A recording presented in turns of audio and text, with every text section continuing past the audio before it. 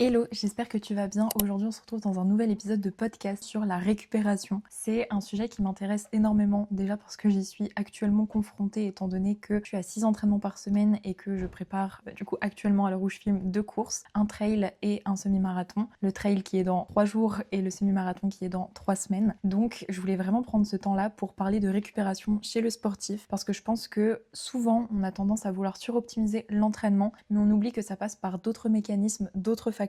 Ça passe aussi via l'alimentation, une bonne récupération. Donc on va en parler tout de suite dans cet épisode. Déjà, comment je pourrais définir la récupération? Pour moi, je vais pas sortir forcément une définition scientifique. Selon moi, une bonne récupération, c'est quand on se remet facilement d'un entraînement et qu'il n'a pas d'impact, enfin l'entraînement précédent n'a pas d'impact sur le suivant. Je sais pas si ça fait sens pour toi, mais est-ce que t'es déjà arrivé à une séance justement où t'avais l'impression que la séance que t'as fait il y a 2 jours ou la veille avait clairement eu ta peau? Ça pour moi, c'est le signe d'une mauvaise récupération et ça peut tout à fait être réglé via des bonnes pratiques, via un bon environnement et via une bonne alimentation. Une bonne récupération, elle est autant nerveuse que musculaire, que mentale, que au niveau du sommeil d'ailleurs. C'est vraiment un tout et ça, on va essayer d'en parler un peu plus en détail durant ce podcast. Ça, c'est vraiment comment je qualifie la récupération. Ça passe par aussi la réduction du risque de blessure, forcément. Si on récupère bien, on diminue son risque de blessure. Si on récupère bien, on se sent en forme pour la séance suivante. Ça se répercute forcément aussi sur la performance, donc en toute logique. Si je devais qualifier la récupération de mon point de vue et comment ça fonctionne chez moi, c'est vraiment ça, c'est me sentir en forme à l'entraînement, sentir que je récupère bien sur tous les aspects de mon corps, de mon physique et de ma tête également. Maintenant, comment mettre en place une bonne récupération, comment l'actionner, comment comprendre ce dont notre corps a besoin, et ça justement on va en parler tout de suite. Alors bien évidemment on est tous personnels et là je vais pas te sortir des exemples scientifiques, ce n'est pas le but, c'est simplement chercher comment avec des actions simples on peut optimiser sa récupération sans forcément passer sur de la suroptimisation justement en cherchant la petite bête partout. Ça c'est pas trop ma méthode de pensée et c'est ce que je dis souvent et je sais que Victoria aussi le dit souvent. Le but c'est de mettre en place 20% d'efforts pour 80% de résultats. On va pas s'embêter à mettre en place 80% de toutes les actions possibles pour la récupération pour obtenir justement le reste du pourcentage en résultat, parce que ce qui est plus intéressant c'est d'agir et d'avoir des résultats quand même assez parlants et assez simplement plutôt que de ramer pour optimiser sa récupération. Réussir à ça, parce que forcément si on fait des efforts ça mène tôt ou tard à un résultat, ça ne change pas, mais à quel pourcentage justement est le degré d'effort par rapport au degré de résultat. Donc nous, ce qu'on va essayer de voir dans ce podcast, c'est par des actions simples, rapides et efficaces, comment on peut optimiser ça. On va pas forcément parler non plus d'entraînement parce que ça va dépendre de chaque coach, chaque pratique sportive, chaque sport, mais forcément si on est en surentraînement, que notre coach gère mal notre volume, mal notre nerveux, forcément la récupération sera compliquée dans tous les cas. Donc ça, il faut bien le voir au niveau de son coach, bien choisir son coach, ça ne changera pas, et surtout essayer de comprendre la logique derrière. Si votre coach vous ajoute 10%, 15% ou je ne sais combien de pourcentage de volume semaine après semaine, demandez-lui pourquoi, essayez de comprendre la logique, demandez-lui des conseils sur comment optimiser votre récupération, peut-être que lui aussi, il saura vous donner des conseils pour votre entraînement à l'instant T, mais aussi pour la suite. Donc voilà, la partie entraînement fait quand même partie intégrante de la première étape de la récupération, parce que si on a un entraînement qui est mal adapté, peu importe tout ce qu'on mettra en place après au niveau de la nutrition, ça pourra ne pas forcément être très efficace ou pas autant que ce qui serait attendu. Maintenant, comment optimiser sa récupération avec toutes les actions nutritionnelles que je recommande? Déjà, la première étape, c'est pendant son entraînement, est-ce qu'on est en déficit ou non d'électrolytes? Est-ce que nous sommes déshydratés ou non? Ça, pour moi, c'est l'étape numéro 1 d'une bonne récupération, c'est son pourcentage d'hydratation, comment on a un équilibre interne d'électrolytes et un statut, on va dire, stable par rapport à ça, parce que, mine de rien, ça a un énorme rôle sur la fatigue, parce que dans la sueur, il y a du sodium, du magnésium, du potassium, du calcium, et si on est en déficit de tout ça, tôt ou tard, ça aura un impact sur notre état de forme et donc notre état de récupération. À savoir que le sodium, il a un rôle de maintien de l'hydratation intramusculaire. Si on manque de sodium, ça aura forcément un impact négatif sur son état de forme. Sachant que, comme je le disais, dans la sueur, il y a aussi du magnésium. Ça, je pense que tout sportif sait à quel point le magnésium aide à réduire la fatigue. Ça passe aussi par là. Donc moi, ce que j'aurais à conseiller justement pour être sûr d'être bien hydraté, c'est de boire suffisamment. Ce que je peux recommander en termes d'action applicable directement pour être sûr de ne pas être déshydraté, c'est de boire avec toujours une petite pastille ou un petit sachet d'électrolytes durant n'importe quelle séance qui dure plus d'1 heure. Pour moi, c'est essentiel, surtout là, au moment où je filme ce podcast, on est au mois de juin, donc il commence à faire beaucoup plus chaud. Et la recommandation par quantité d'eau journalière, moi je recommande toujours, pour la faire très simple, après il y a des calculs qui peuvent être un petit peu plus poussés, ça c'est ce qu'on voit justement dans notre formation avec Victoria, NutriPower qu'on a créé, mais pour la faire très simple et très basique, pour optimiser son apport hydrique, si on mange par exemple 2500 calories par jour, idéalement ce serait de boire 2,5 litres d'eau par jour. Avoir conscience que au minimum pour un sportif c'est 2 litres dans tous les cas, et que pour toutes les personnes qui ont un haut total calorique ou en période estivale ou tout simplement qui transpirent peut-être beaucoup à l'entraînement, c'est minimum 2,5 litres. Et ça dans les suivis on le remarque tout de suite que quand on optimise l'hydratation d'un sportif qui est en suivi, il a des effets positifs instantanément, et ça, si c'est un point qui n'est pas optimisé dès le début, ça peut vraiment tout changer de l'optimiser.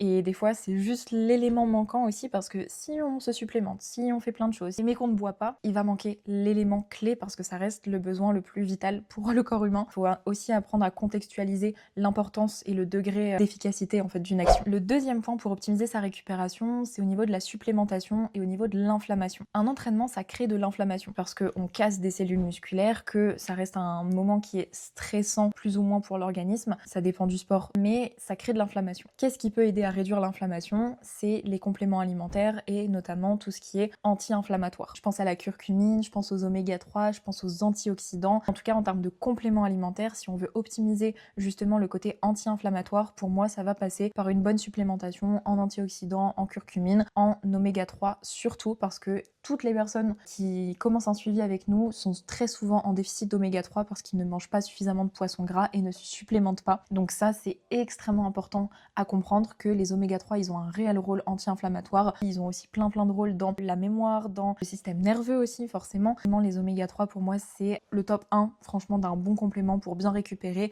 et créer de la longévité dans son sport et dans un bon état de forme. D'autant plus, on a aussi beaucoup de sportifs qui peuvent être stressés chroniquement, et ça aussi, ça crée énormément d'inflammation. Donc les oméga 3 peuvent aussi aider à réduire l'impact du stress chronique, ce qui est le cas de beaucoup plus de personnes que l'on le pense. Et qui dit aussi stress chronique peut dire inflammation chronique. Donc ça ruine potentiellement aussi une bonne récupération, ou comme je le disais juste avant, ça peut vraiment mettre le corps en état de stress et donc réduire la progression et la récupération. Donc si on récupère moins bien, on a aussi plus de risques de blessures. Enfin voilà, globalement le schéma est le même. Si on récupère moins bien, on a plus de risques de se blesser, on a plus de risques d'être fatigué à l'entraînement, donc on peut moins se donner, moins prendre de muscles, et ainsi de suite. Donc c'est pas ce qu'on recherche, bien au contraire. À noter aussi que quand je parle d'oméga 3, je parle d'oméga 3 de bonne qualité, avec une bonne répartition de EPA, DHA. Donc dans les oméga 3, il y a d'autres acides gras sous-jacents qui sont les EPA, DHA, et c'est eux vraiment qui ont ce rôle anti-inflammatoire encore plus que les oméga 3 basiques. Bien choisir des oméga 3 avec un ratio EPA, DHA. Je parlais aussi juste après d'antioxydants et de curcumine. Donc tout ça en fait, ce sont des aliments qui sont anti-inflammatoires, donc ça ne change pas. Les antioxydants, on les retrouve facilement, très simplement, dans tout ce qui est baies, fruits, légumes. C'est aussi simple que ça, il faut pas chercher plus loin. Donc moi, ce que je recommande, c'est potentiellement, si on a tendance à être très stressé ou avoir une charge d'entraînement qui est très élevée, de se supplémenter en curcumine, une curcumine de bonne qualité. Mais tout ça pour dire que la curcumine, ainsi que tout ce qui est fruits et légumes de bonne qualité, de saison, idéalement les plus petits, donc je parlais des baies, généralement c'est dans les baies qu'il y a le plus d'antioxydants, donc myrtille notamment, baie de goji et ainsi de suite. Donc tout ça en fait, ça va réduire l'oxydation en fait de vos cellules, donc le stress oxydatif qui peut créer de l'inflammation et une mauvaise récupération s'il est trop élevé. Donc on récapitule, si on veut optimiser sa récupération avec des compléments alimentaires, on passe par des oméga 3 avec un ratio EPA-DHA équilibré, on passe aussi avec de la curcumine, ça c'est vrai que je le recommande vraiment, alors que c'est pas un complément qu'on voit énormément passer. Déjà c'est naturel, c'est 100% naturel, donc il n'y a pas de composés chimiques ou autres, et surtout le curcuma, ça a été prouvé par je ne sais combien d'études qu'il a vraiment un rôle antioxydant assez puissant. Et on consomme aussi assez de végétaux frais, de fruits, de légumes, parce que justement les végétaux, ils ont un rôle tampon de l'acidité, et qui dit acidité dit inflammation. Donc si on réduit son acidité et si on régule son équilibre acido-basique, on va créer moins d'inflammation, donc une meilleure récupération. Un autre point qui compte énormément dans la récupération, c'est son repas post-entraînement. Comment on se recharge, comment on se nourrit après un entraînement, parce que c'est le repas qui aura potentiellement, enfin même c'est sûr, le plus d'impact sur votre récupération. Donc finir une séance avec un repas qui est totalement déséquilibré, qui n'est pas adapté à vos besoins, qui ne comble pas tous vos apports de la journée, si vous vous entraînez en fin de journée, ça aura un impact sur votre récupération. Je pense que voilà, c'est assez logique dit comme ça. C'est vrai qu'on s'en rend pas forcément compte, ou quand on est en fin de journée, qu'on finit son entraînement, qu'on n'a rien de prêt chez soi, on va se dire « oh je l'ai bien mérité » et on peut aller vite se tourner potentiellement vers un fast-food ou vers, on va dire, un repas qui peut être pro-inflammatoire, donc avec de la friture, avec beaucoup de sources de protéines de mauvaise qualité, avec des aliments voilà, dont on connaît pas la source ni les bonnes quantités. Donc ça, potentiellement ça peut ruiner, rien n'est ruiné bien évidemment, on parle pas d'un repas qui a un impact sur toute la pratique sportive non plus, on s'entend bien, mais c'est important de comprendre que chaque petite action peut avoir un petit impact. Donc déjà on va un petit peu casser les codes de la fenêtre anabolique, ça pareil, on en parle énormément dans la formation NutriPower et dans cette formation, on apprend à bien composer un pré-workout, un intra-workout et un post-workout avec toutes les quantités, tous les ratios.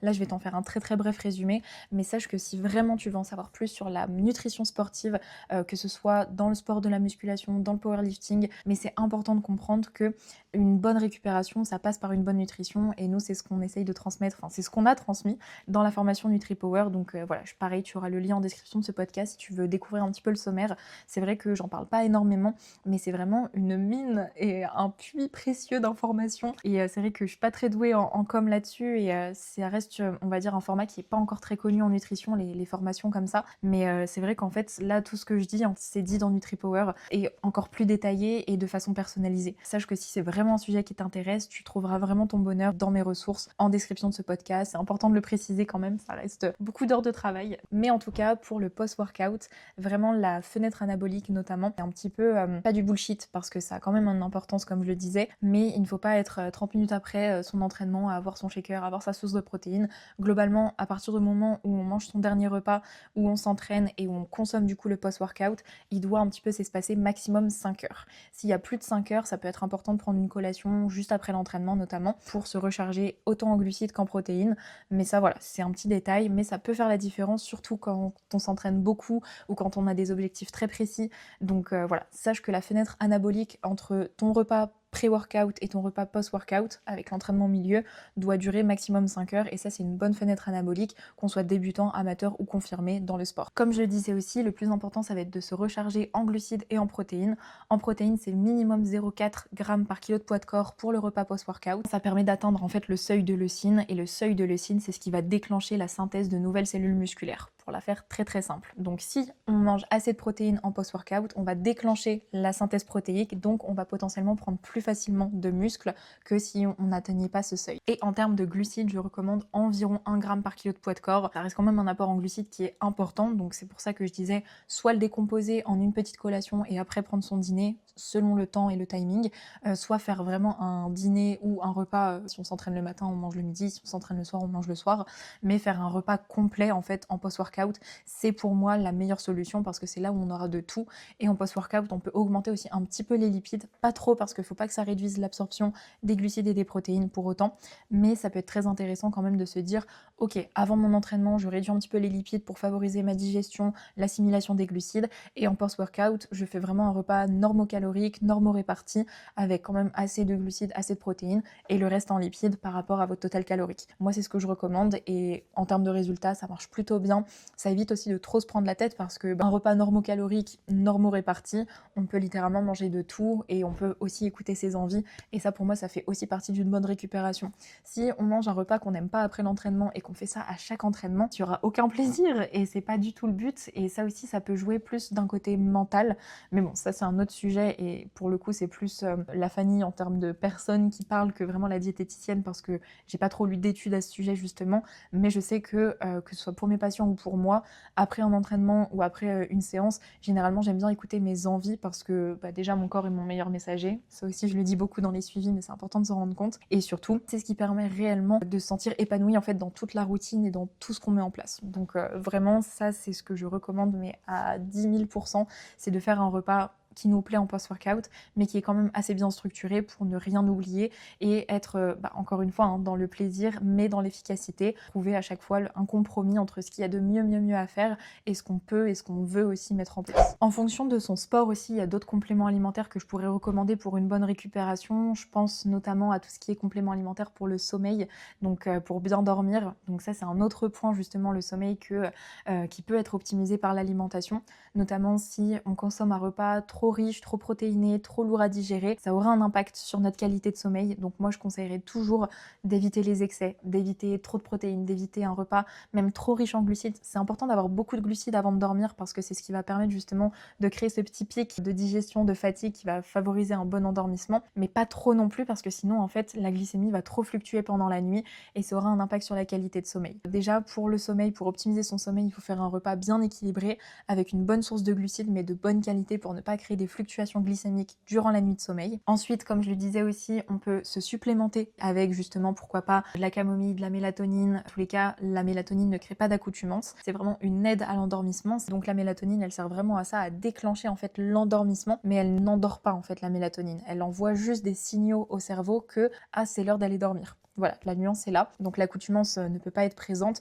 parce que dans tous les cas, on en crée nous-mêmes de la mélatonine avec notre cycle circadien. Donc c'est juste qu'on booste un petit peu ça, ou notamment si on a tendance par exemple à beaucoup voyager ou à avoir du mal à s'endormir, la mélatonine, ça peut aider à réguler justement ce cycle circadien-là. Tout ce qui est camomille, valériane, enfin tout ce qui est plantes et infusion, ça n'a aucune accoutumance et ça peut être vraiment bien. Ça peut aussi aider à mieux s'hydrater. Si on fait une petite tisane le soir qui permet de bien dormir, de bien s'hydrater, là on a le double combo, donc ça peut être vraiment intéressant. On peut même rajouter un peu de miel pour l'apport en glucides. Et pour optimiser son sommeil, il y a un point aussi qui semble logique, mais l'exposition aux écrans, la répartition de son temps de sommeil, de à quelle heure on se couche, à quelle heure on se lève, ça aussi c'est très très important. Bon, ça me paraît logique et on va arrêter de le répéter que regarder des écrans le soir, c'est pas ce qu'il y a de mieux, qu'un livre ça peut être mieux, que le temps de sommeil, se coucher à 2h du matin ou se coucher à minuit est totalement différent. Donc voilà, ça c'est des conseils de base que je pense que tu as déjà entendu 10 000 fois, donc on va pas repasser là-dessus, même si c'est important de le citer quand même que le sommeil passe aussi par la durée et pas que par la qualité, c'est un mix des deux. Un autre aspect de la récupération qui peut être mis en place dans ton quotidien, dans ton environnement, c'est tout ce qui est marche, activité physique et non sportive pour justement favoriser le mouvement sans que ça te fatigue, voire même que ça te permette de détendre tes muscles, favoriser un bon recrutement par exemple articulaire ou autre.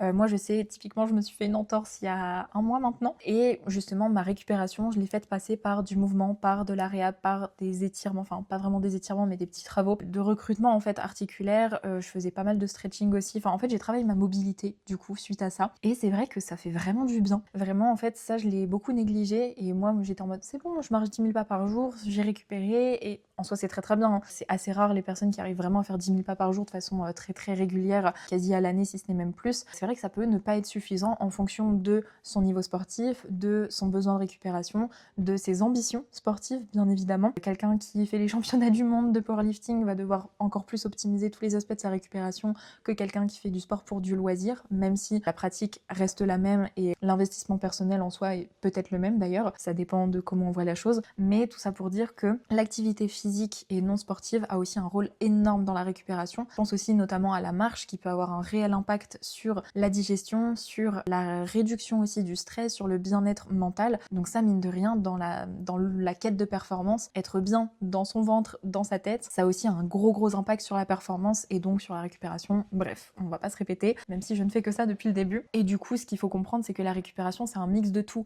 C'est pas que manger un repas bien protéiné et bien glucidique après son entraînement. C'est pas que marcher 10 000 pas par jour et c'est bon, on n'y pense plus. C'est pas que boire beaucoup, prendre plein de compléments et se dire qu'on peut négliger son sommeil. Là, tous les points que j'ai cités, c'est pas du tout par ordre d'importance, c'est parce qu'ils sont tous importants à leur échelle, à leur niveau. Il faut piocher un petit peu dans tout ça pour optimiser sa récupération. Ça veut pas dire qu'il faut tout mettre en place de façon militaire non plus, c'est pas mon point de vue, c'est pas mon avis, c'est pas comme ça que je vois les choses, c'est pas comme ça que je travaille non plus. Ça reste des points à ne pas négliger et ça passe justement par des bonnes connaissances et c'est tout à fait le but de ce podcast, de t'apporter un petit peu toutes ces clés, tous ces éléments que peut-être tu connais. Je pense que je t'ai rien appris à proprement parler là tout de suite maintenant dans ce podcast, mais par contre je t'y ai fait repenser et ça permet de te questionner sur tes habitudes actuelles. Moi je le vois vraiment ça comme ça. Dans le cadre d'un suivi, ça permet vraiment par exemple d'actionner des points, de mettre en place des mécanismes qui permettent de mettre en place des habitudes, mais là le podcast c'est vraiment t'apporter des connaissances pour te faire questionner et pour potentiellement te faire mettre en place des mini-actions. Donc, j'espère que ce podcast te servira justement à ça. C'est vrai que j'ai pas parlé non plus plus de tous les autres compléments alimentaires qui étaient possibles,